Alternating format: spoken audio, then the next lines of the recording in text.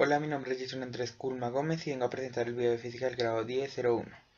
Sistemas de medición. El Sistema Internacional de Unidades se usa en casi todos los países, es heredero del antiguo sistema métrico decimal y por ello también se conoce como sistema métrico, especialmente por las personas de más edades y en las pocas naciones donde aún se han implantado para su uso cotidiano. El sistema anglosajón de unidades es el conjunto de las unidades no métricas que utilizan actualmente como medida principal en solo tres países. Además de todos los territorios y países con influencia anglosajona, pero de forma no oficial. Este es un ejemplo de magnitud y las dos sistemas de medición, como se nombran principalmente. Notación científica. Es una manera rápida de representar un número utilizando potencias de base 10. Esa notación se utiliza para poder expresar muy fácilmente números muy grandes o muy pequeños. Estos números se escriben siendo un número 10 elevado a un número diferente.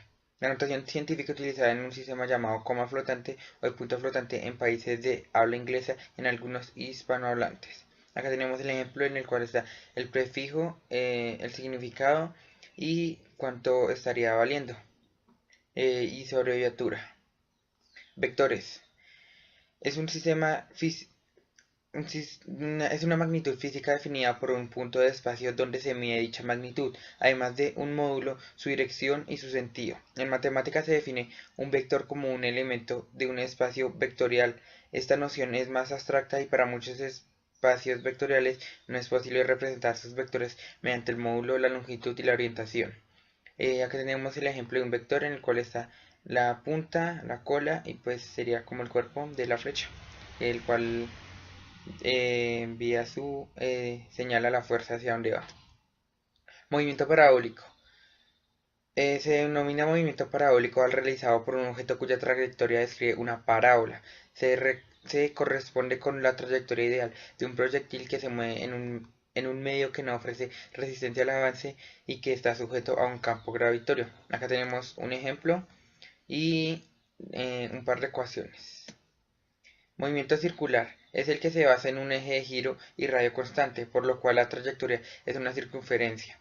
Si además la velocidad de giro es constante, se produce el movimiento circular uniforme, que es un caso particular de movimiento circular con radio y centro fijos y velocidad angular. Hay dos ejemplos para este movimiento circular. Dos fuerzas. Entonces, la fuerza centrífuga y la fuerza centrípeta. La fuerza centrífuga es la que expulsa hacia afuera de la circunferencia y la centrípeta es la que envía la fuerza hacia adentro. El movimiento circular uniformemente acelerado es un movimiento circular cuya aceleración es constante. Acá tenemos un ejemplo y unas tres ecuaciones. Leyes de Kepler.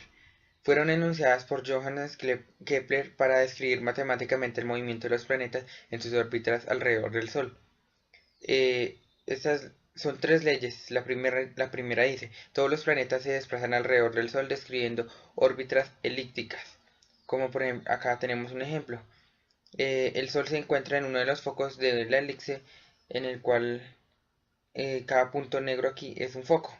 El Sol puede estar en un foco y la Tierra en otro foco. La segunda ley dice, el radio vector que mide un planeta y el Sol barre áreas iguales en tiempos iguales. Como lo dice acá el ejemplo coloreado de azul, que barre en un tiempo igual barre la misma área. La tercera ley dice, para cualquier planeta el cuadrado de su periodo orbital es directamente proporcional al cubo de la longitud del semejante mayor de su órbita elíptica. Tenemos t elevado a la 2 sobre l a la 2 es igual a k, que es constante. Leyes de Newton. Las leyes de Newton son tres leyes principales a partir de las cuales se explican la mayor parte de los problemas planteados por la mecánica, en particular aquellos relativos al movimiento de los cuerpos. Primer ley, todos los cuerpos preservan en su estado de reposo movimiento uniforme y rectilíneo, a no ser que sea obligado a cambiar su estado por fuerzas impresas sobre él. El cambio de movimiento es proporcional a la fuerza motriz impresa y ocurre según la línea recta a lo largo de la cual aquella fuerza se imprime.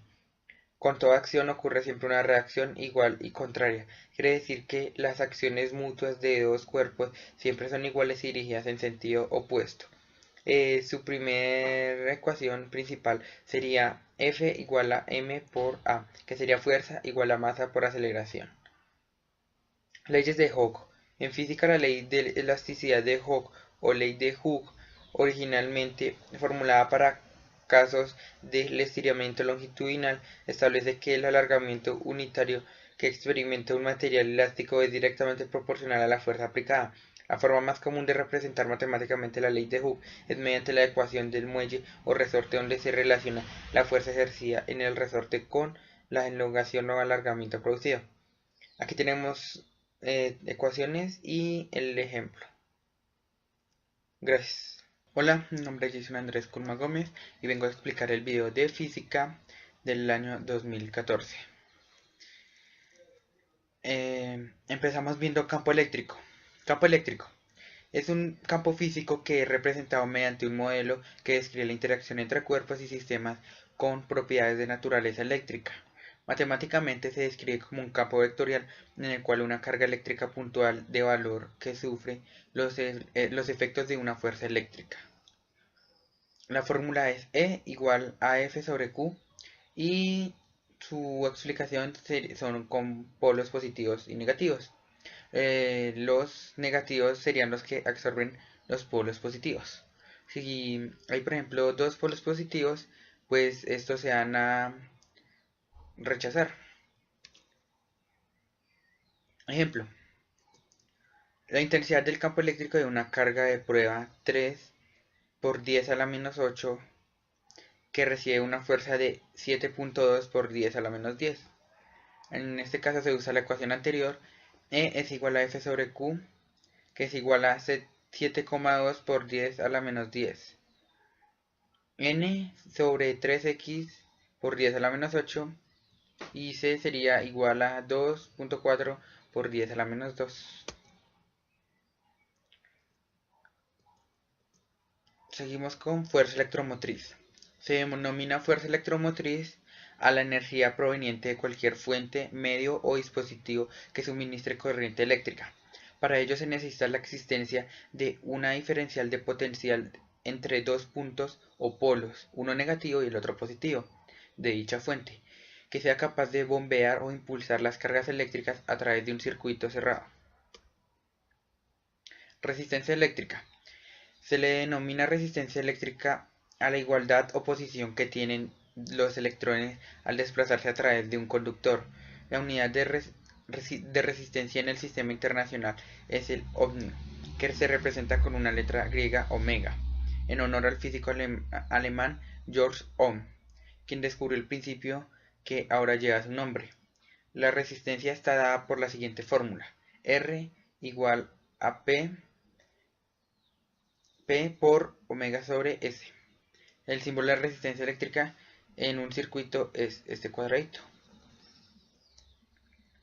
Circuito en serie.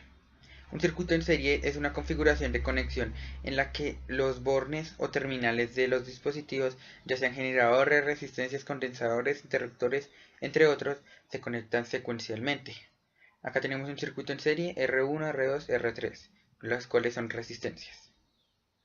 Circuito en paralelo. El circuito eléctrico en paralelo es una conexión donde los puertos de entrada de todos los dispositivos, generadores, resistencias o condensadores conectados coincidan entre sí, lo mismo que sus terminales de salida.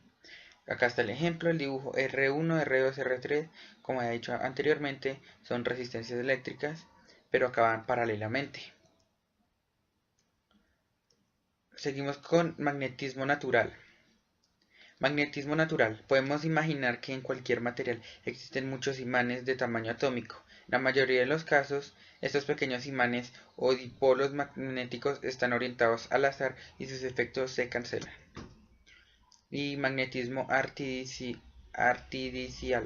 Con respecto a los imanes artificiales, estas son barras de hierro o acero que adquirieron por medios artificiales propiedades magnéticas. Todo esto conlleva al magnetismo.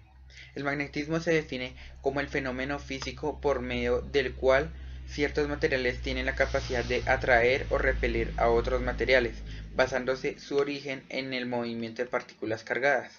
El magnetismo forma parte de la fuerza electromagnética, siendo una de las fuerzas fundamentales de la naturaleza. Motor eléctrico. Los motores son dispositivos que transforman la energía eléctrica en energía mecánica. Ley de Boyle. La ley de Boyle-Mariotte o ley de Boyle, formulada independientemente por el físico y químico irlandés Robert Boyle y el físico y botánico francés Ed Mariotte, es una de las leyes de los gases. P1 por B1 es igual a R y P2 por B2 es igual a R, ya siendo P1 por B1 va a ser siempre igual a P2 por B2. Esta es la ley de Boyle.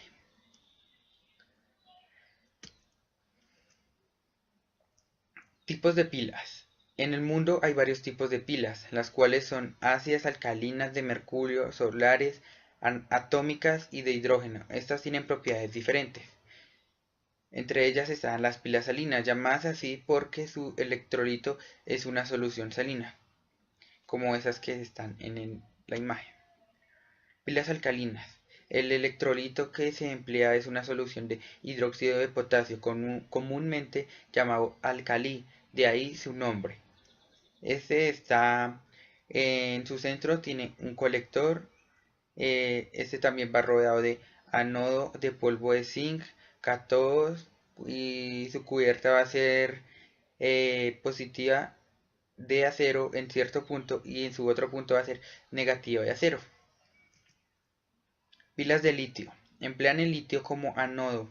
Dentro de este tipo podemos hablar también de las pilas de ion litio, que tienen un electrolito con sales de litio, además de que su ánodo es también de este material. Estas normalmente se usan en los celulares. Pilas de níquel-cadmio. Sus electrodos son esos dos materiales. Como el cadmio es un material bastante tóxico, ha surgido una derivación de esta clase de pilas, las de níquel metal hidruro, que reemplazan el cadmio por un metal hidruro. Ley de Lenz. Ley de Lenz para el campo electromagnético relaciona cambios producidos en el campo eléctrico en un conductor con variación de flujo magnético en dicho conductor y afirma que las tensiones o voltajes incluidos sobre un conductor y los campos eléctricos asociados son de un sentido tal que se oponen a la variación de flujo magnético que las induce. Aquí tenemos el ejemplo, el cual el primer signo es el flujo magnético, que es la unidad de sistema internacional, que es el Weber, que es igual a B, que es la inducción magnética, o unidad del sistema internacional, es el Tesla. S, que es superficie definida por el conductor, lo cual es igual a BS por coseno al ángulo. Ese ángulo se forma el vector S perpendicular a la superficie definida por el conductor y dirección del campo. Gracias.